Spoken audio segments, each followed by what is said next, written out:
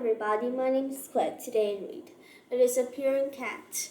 She just couldn't believe it. Heather has lost her cat. She was devastated. Heather called for her cat over and over, but there was no response.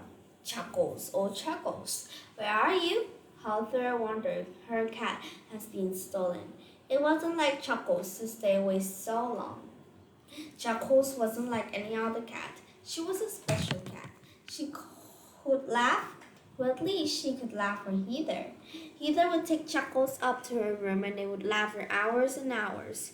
Heather has never been able to get Chuckles to laugh with anyone else. It was a special secret the two of them shared.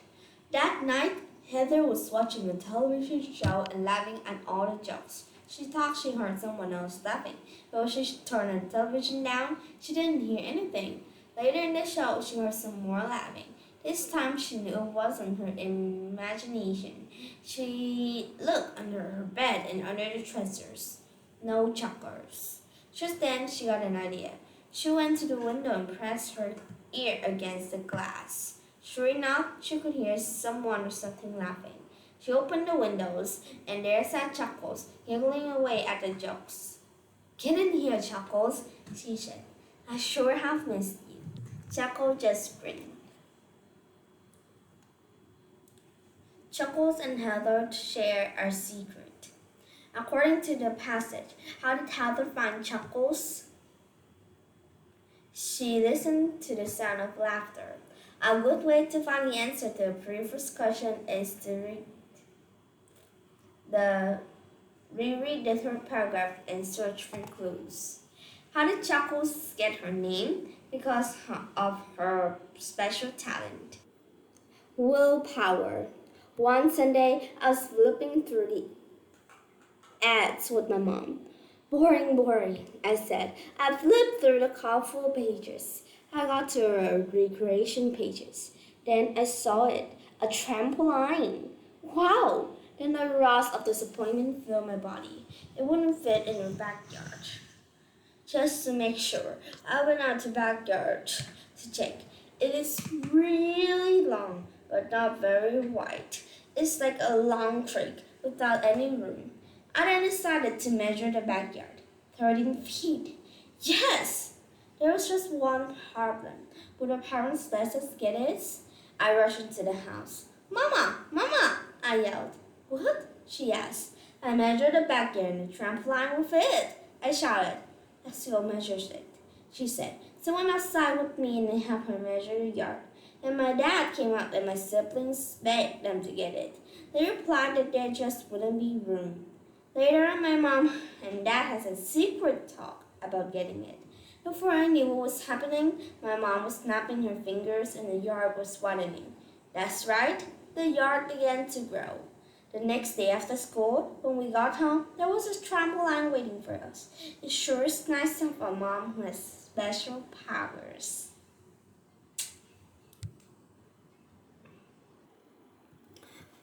Volleyball venue. Laura and Melissa were good at volleyball. They had played together on the same team for years. Their next game was at 6 o'clock that night. They had gone to Laura's house to take a break and get a bite to eat. They raided the refrigerator for something to eat. There wasn't much to be found. That is, except for some round wet balls. They were clear, silky, about the size of a tennis ball. What on earth? Asked Laura. Oh, yeah, that looks disgusting, gibed Melissa.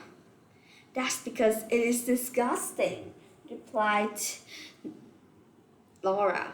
Don't you go messing with my monster eyes, called Laura's dad from the other room.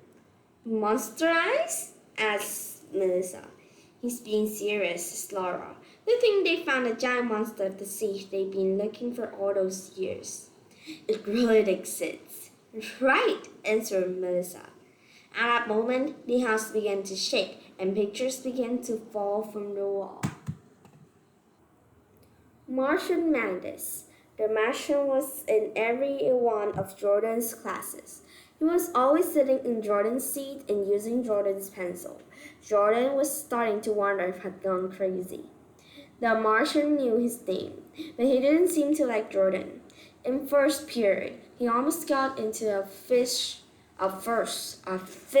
fight over the chair.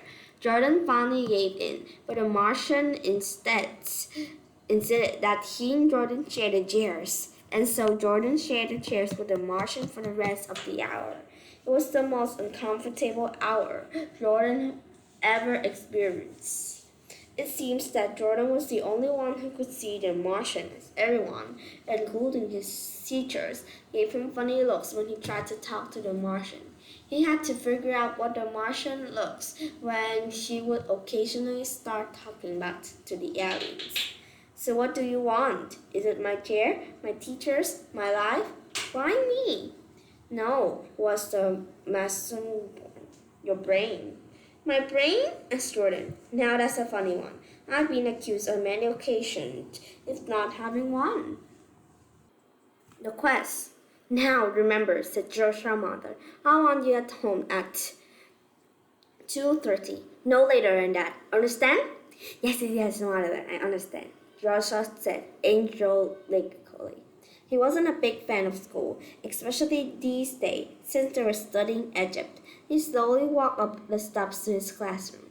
Oh, great, said his friend, even sarcastically. We get to hear Mrs. Jones drone on about Egypt. A group of boys laughed and started to walk inside the classroom. All right, students, let's begin the day with Egypt, shall we? Mr. Jones called out. Almost all the students groaned equally. The class began reading out of their books. Before long, Joshua started to fall asleep. He kept drifting in and out until finally he was asleep.